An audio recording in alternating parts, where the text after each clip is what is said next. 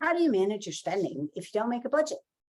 That's what we're going to be talking about today. And we've got the guy who wrote the book on it. Hi, I'm Bridget Sullivan Mermel, and I've got a fee-only financial planning practice in Chicago, Illinois. And I'm John Shear. I've got a fee-only financial planning practice in Middleton, Wisconsin. And we're coming to you today live from the ACP Advanced Planners Retreat in Tucson, Arizona. And we're really excited to have Ken Robinson here as our guest.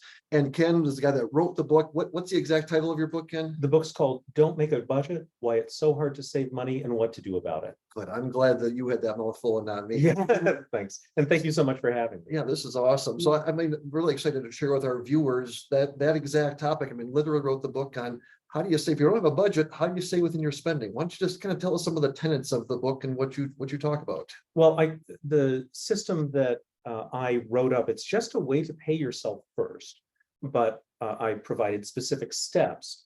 And it harks back to when we spent cash a lot of the time. And one way, if what you're spending is actual cash, actual dollar bills from your wallet, it's really easy to make sure you don't overspend, because when the cash is gone, you know you have to wait until the next payday. So you can see this limited and dwindling resource every time you make a purchasing decision. And there's some really good research that says that when you are making the purchasing decision, if that's at the same time that you're spending the money, you're likely to spend less than if parting with the money happens later on, like when we use a credit card, for example. Well, these days, we're all using cash less and less. There are a lot of people who are not using cash at all. So the challenge is, how do you have that same kind of feeling of knowing that it's actual money going out the door? And the answer is pretty simple. You just don't hear about it very often. And that is, it's fine to use credit cards, but just keep them paid off. And what I mean is pay them off every day. And that keeps the actual spending happening very close to the time of the spending decision. We've all had buyer's remorse. And the sooner you see the money going out the door, the more you're likely to feel remorse if you should. If you shouldn't, then it's fine. You'll know I spent on something that meant something to me. And when you're paying off your credit card every day, and you're then looking at your bank balance to see how much is left. Oh, I've got another, 7 days before payday, and I only have this much left in my bank account. Was that a good idea to buy what I bought today? Well, yeah, it's groceries. I certainly want to eat. It's this, in my case, it might be something for my bicycle. But that means a lot to me, and it wouldn't mean a lot to somebody else who doesn't value bicycling as much as I do. So it helps to automatically line up your spending with your own values, not what somebody else thinks. Here's the monthly average for recreation. No, what does it mean to you? And it's okay. It's also permission to spend if it's spending on something you truly value. I have a quick question on this. So I would think that some bankers in the audience would say, well, what about a debit card? That's what that's for. So why don't you talk about why you recommend using a credit card and then paying it off every day versus just using a debit card? The legal protections on debit cards historically are not as generous as the legal protections on credit cards. Right.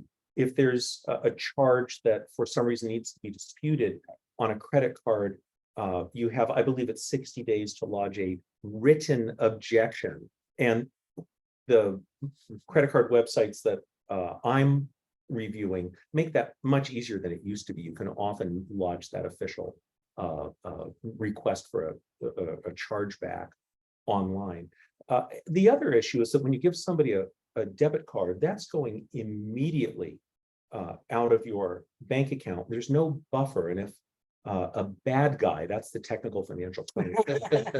If a bad guy gets hold of the debit card number, they're not running up a bill that you can then object to and have zeroed out. They're taking money right out of your account.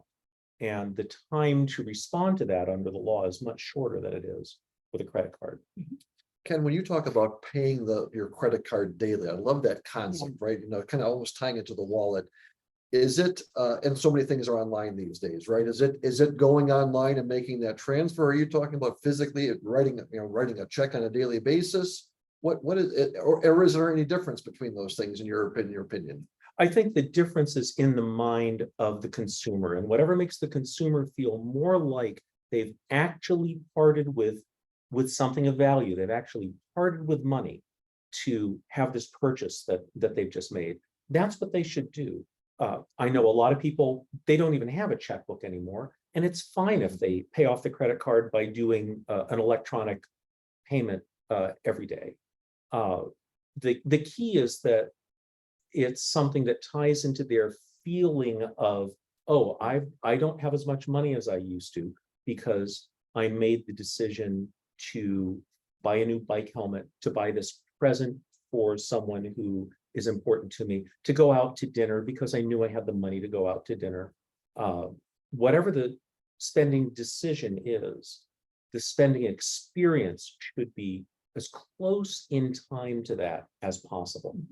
There's a limit to it. I don't think you need to pay off the credit card every time you charge the credit card and you're making payments 6 times a day. I think once a day is probably enough. And it's certainly a lot better than once a month, when you might be saying, now, wait a minute, what was this $70 for? What was this $9.50 for?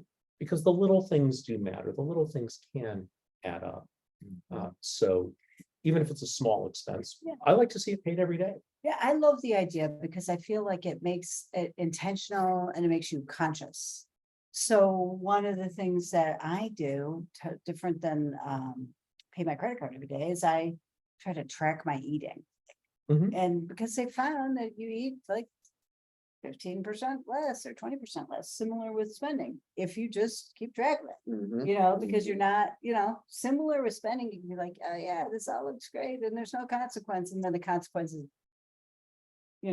weeks or months later when you actually want to wake up to it, And so that's one of the reasons why I like it, is because it's like, okay, be in the moment, be intentional. Right. This actually helps you with that. Yeah, very conscious decision making is what it's all about. So many of our spending decisions are unconscious, and especially now when there are so many subscription type services. Well, if it's the day that your streaming service has charged your credit card, pay it off that day. Don't let it become anonymous in a sea of other unrelated expenses, like the brake job you needed for your car, and then you're not even aware of the streaming subscription.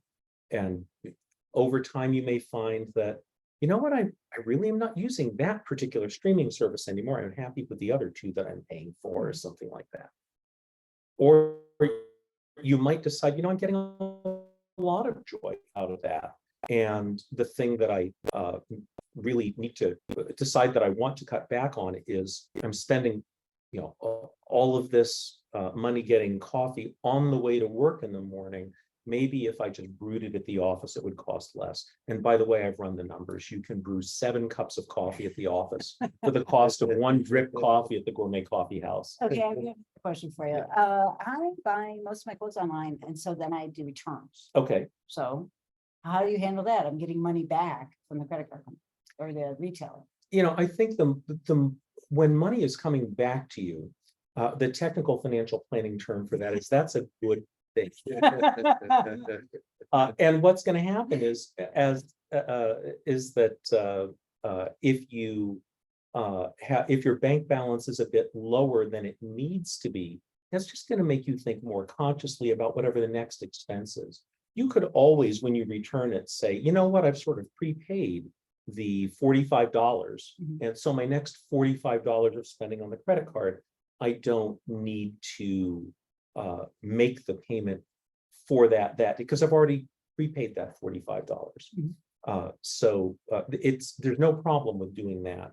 The key is that when you go beyond it, you want to make sure that your bank balance reflects your spending decisions. One of the things I love hearing you say, Ken, was about how buying bike equipment for you would be a great investment, whereas for me, it would be a terrible investment, even though I might do some of those things, right? There's fewer absolutes, right? Right. It's not, well, here's the rule and that's what you follow. It's different for all 3 of us, for all the viewers. It's being intentional about what's important to you, right? And then paying attention to it and tying it to that tangibleness. And this was valuable, when the book first came out years ago, but now everything is so subscription based, right? Right. Those things that hide in there, and $10 here, if it was coming out of my pocket, $10 a day would be noticeable. When it shows up on my credit card once a month, you tend to forget about those things, right? Paying attention and being mindful of that. I think that's such a great lesson. Yeah, I always say that if it's that one of the great enemies of keeping your spending under control is the phrase "it's only." It's only $3 for that coffee. But if you saw $3 on the sidewalk, would you stop to pick it up? Right. And you'd stop to pick up $1, and most of us would stop to pick up a quarter. Mm. And I think if it's worth stopping to take, it's worth thinking about it just for a moment before we decide to give it away. And by paying off the credit card every day, it's going to get you into that habit of thinking about your spending for just a moment. Do I want this thing? And if the answer is yes, then you can go ahead and do it without any guilt. Great. So it's a great time to wrap it up. I'm Bridget Sullivan Mermel. I've got a family financial planning practice in Chicago, Illinois. And I'm John Shearer. I've got a fee-only financial planning practice in Middleton, Wisconsin. And with us today, we're coming again to you from the ACP Advanced Planners Retreat. We've got Ken Robinson, author of the book, Don't Make a Budget. Why it's so hard to save money and what to do about it. So, and if you like the things that you hear here on our show, we talk about it at the end of every show, but check out acplanners.org to find advisors that think similar to Ken, Bridget, and I. And please subscribe.